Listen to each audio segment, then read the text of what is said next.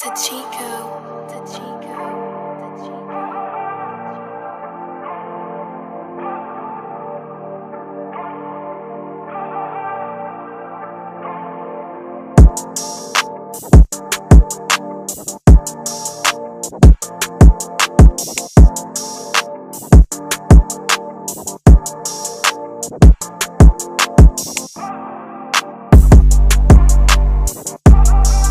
Hello everybody, welcome to the Ozarks Sports Report YouTube show here, joined by the head coach of the Clever BlueJays, Coach Justin Snider. And for today's show, we'll be doing a weekly recap with the head coach of the Clever BlueJays, Coach Justin Snider. Recapping their games from the past couple of weeks, Clever opened the season with a 23-8 victory over New Bloomfield. Then Clever got loss number 1 against Monette by falling to Monette by a score of 10-4. Then Clever got another loss to open up their side of the right off the bat tournament against Aurora, and they fell to Aurora by a score of 8-5. Clever got back onto a win streak, and they defeated Buffalo by a score of 10-0, defeated Hartville by a score of 5-3, and then defeated Conway by a score of 14-1. And then Clever also defeated Pierce City by a score of 12-2 and beat Hollister by a score of 6-2. Coach Snider, what was the ingredient that you had going into those games to open up the 2019 spring season? Our biggest component that we've tried to do this year was beef up the schedule. I feel like while we had a really good record last year, the schedule wasn't as tough as it should have been. It came back and bit us in the rear, in the district game against Fair Grove. We hadn't seen a lot of guys that throw hard, and it came back and bit us when we played teams that did. So my number one purpose this year was to schedule up and schedule as many big schools as we could, and schools that we have to get used to it, because the new conference, every team has somebody that throws hard. So we're going to have to be able to hit 80 plus miles an hour, where in the SWCL you don't see 80 miles an hour very often. So we had to beef up the schedule, with our conference and our district being in Class 3, and that's pretty much what we've tried to do. New year, new conference, that you guys are now in the Mid-Lakes Conference. No Crane, no Billings, no Blue Eye, no Galena. The list goes on and on that you're not competing for a conference title. Now you're facing the Straffords, the Fairgroves, the Stocktons, the Skylines, and also Forsyth, who is also a former SWCL opponent, is now in the same conference as you guys. And what does that say for both you and Forsyth going into that Mid-Lakes Conference? We have a lot of adjusting to make. It's two different types of baseball being played. The SWCL is very defensive oriented, and it's station to station. Teams will bunt a lot more. Where in the Mid Lakes, teams are going to be swinging as for they're swinging to hit doubles and home runs. And every team in the Mid Lakes, but maybe us and Forsyth has at least one or two guys throwing 80 plus, and Stratford's got a couple guys that throw 85 plus. So I think Stockton does too. So it's a different style of baseball. Something that we're going to have to get used to and used to seeing on a daily basis, because it's not going to get easier. It's only going to get harder, and that's kind of the purpose of scheduling up. And could you say that for you and Forsyth, is this going to be a learning year for both you guys as you guys are now in the Mid-Lakes?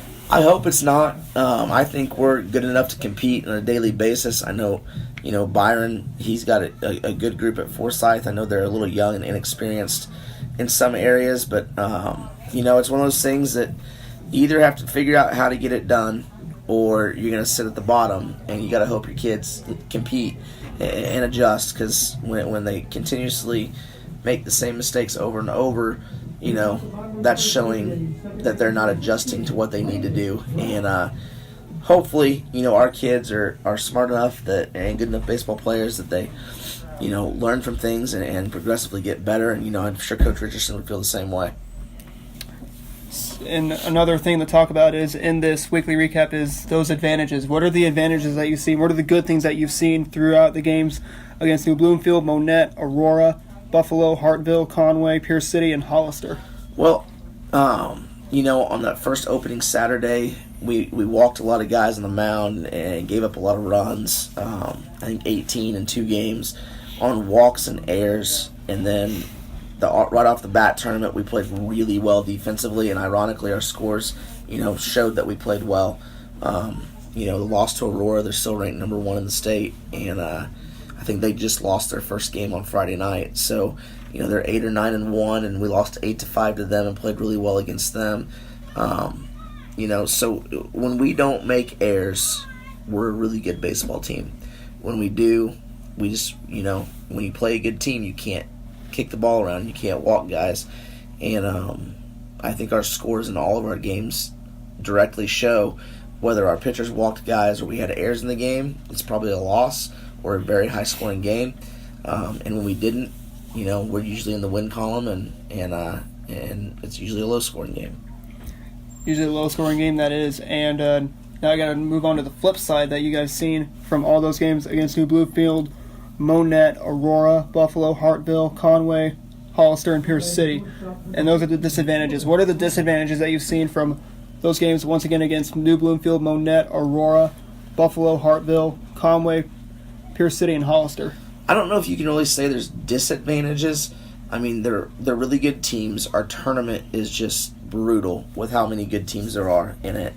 And it's so tough that I have teams, we're trying to add 2 more, and I've already been turned down by 5 teams that say it's too hard of a tournament to get back into or to get into, which is a little frustrating, but I smile because I realize, if you want to be the best, you got to play the best. And so I'm not sure there's really disadvantages to scheduling up. The one disadvantage that could be is when you have a young team, sometimes their confidence could take a hit from scheduling hard. But I think we've got the right group mentally to be able to counteract all that. And as we talk about the things that you're going to be working on in between games, you're going to be taking on Blue Eye, Hillcrest, as well as Forsyth. Already took on Stratford, and then you're going to be coming back home. You're going to be taking on Mount Vernon. What's going to be the corrections that you're going to be making in between the most recent game that you guys played against Stratford until the games against, once again, Forsyth, Blue Eye, Hillcrest, Reed Spring, and Mount Vernon? We got to feel the ball better than we did tonight. We did not play very well tonight for the first 5 innings. And, when you don't field it well, it creates a lot of problems, especially when you play really good teams. And Stratford took advantage of that tonight, and they put a whipping on us. And that's okay, because, we'll learn from it and get better from it. We know why we got beat tonight. And we got beat because we didn't field the baseball and we walked the wrong guys. So, when you know what the issues are, it's easy to fix. When you don't know what the issues are, or it's a team chemistry thing, those issues are tough to fix. So, we're in a good spot. We got whipped tonight. That's okay. I'd rather get whipped tonight and hand out some whippings later on in the year than get that kind of a loss in your last game of the year. So if we can get it out tonight and get better from it and learn from it, our young kids, they didn't play real great tonight, and they've got to play better. And I challenged them after the game to step up and play better, because when you roll with Forsyth tomorrow, which is a district and conference game, you've got a good Reed Springs team on Wednesday, you've got Hillcrest, which is a Class 5 school, and you've got Blue Eye on Saturday. Then you come back against another really good Class 4 team in Mount Vernon. There's no time to cry or get down in the dumps. This week is going to be probably the second toughest week we've had outside of our tournament. And it's probably going to be the second toughest stretch that we have on our schedule, with just really, really good teams every night. So there's not a lot of time to mope about things. You've got to move on. You've got to, figure things out, and you've got to play better the next night.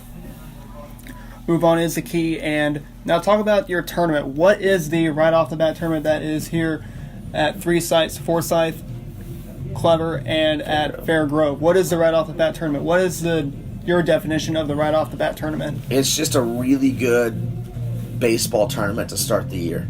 You have really good teams, and on a year by year basis, I think last year we had 8 teams, and starting 6 of the 8 teams were ranked in the top 10. This year, because nobody knew the classifications until a week before the season started, the rankings really didn't mean a lot, because nobody really knew who was in what class until that part. But I think out of the ROTB, you're looking at probably out of 10 teams, you're probably looking at 6 teams that have a legitimate shot at going to a Final Four. Now they all have to get past each other, but on a yearly basis, I'd say 80% of the teams in the ROTB have a shot to win their district and get to a Final Four. And that's what the teams that are in it, that's what they enjoy. They want that competition to start the year to see where they're at. New Covenant went 0-4 or 1-3 in it last year and won 25 games, I think. The year before that, Walnut Grove went 0-4 and then didn't lose again until the Final Four. So, you can go 0-4 and play really well against really good teams. You can go 2-2 or 3-1 and you feel great about it because you beat some really good teams. It just challenges you early and challenges your kids. There's no cupcakes in the tournament. Everybody's going to be a good game when you show up. So coaches are just looking for that early on.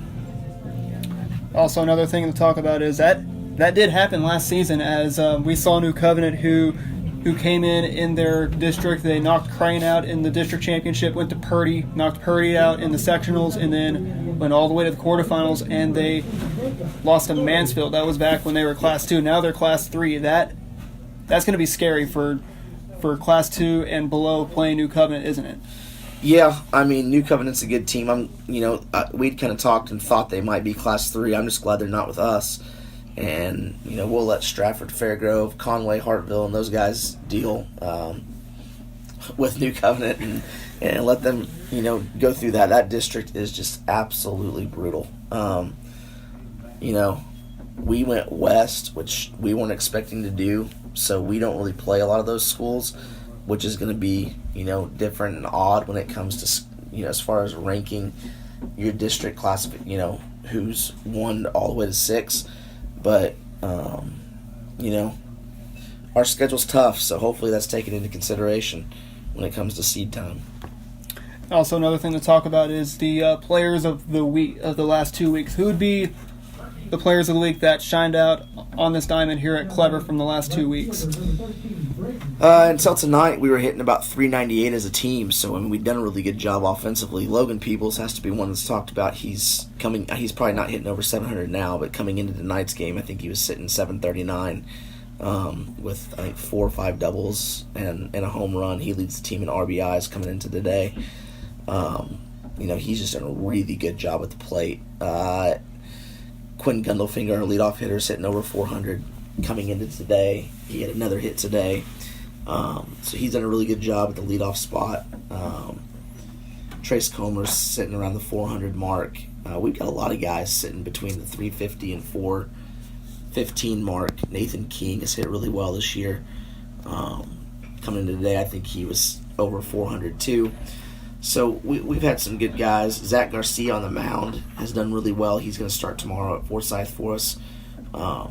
He threw really well against Hollister last week. So, we've got some good things. As you saw today, we've got some things that we can work on too. So, we just got to keep getting better. I'll take the blame for today. I allowed, maybe not the best practice in the world to take place yesterday and didn't jump the rear ends a little bit for being a little bit lackadaisical, and that's on me. So, I've got to do better. Our coaching staff has to do better at, preparing these kids for big games. If there are any final words you had to say to the coaches that you played from New Bloomfield, Monette, Aurora, Buffalo, Hartville, Conway, Pierce City, and Hollister, what would be your final words to the teams and the coaches that you guys played? Once again, from New Bloomfield, Monette, Aurora, Buffalo, Hartville, Conway, Pierce City, and Hollister. What would be your final words to all those players or those teams? I'm just glad the schools, wanted to be in our tournament and wanted to play us. Good competition. Everybody, most coaches want to seek it out.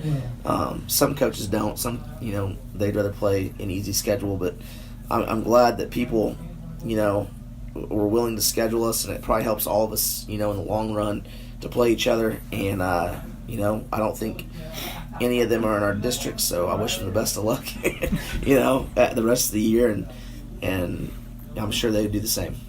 That's going to wrap up our show for today. We hope you enjoyed our show. We hope you enjoyed us sitting down with the head coach of the Clever BlueJays, Coach Justin Snider. If you'd like to stay connected with the Clever BlueJays through their social media, be sure to like them on Facebook. Also follow them on Twitter. Their Twitter is at Clever_baseball. Once again, that's Clever_baseball on Twitter. Also check out their website. Their website is at clever.k12.mo.us. CleverBlueJays.org for the schedules, games, highlights, and all on their website. If you'd like to stay connected with us through our social media, be sure to like us on Facebook. Also follow us on Twitter. Subscribe to our YouTube channel, follow us on Instagram, and check out our website.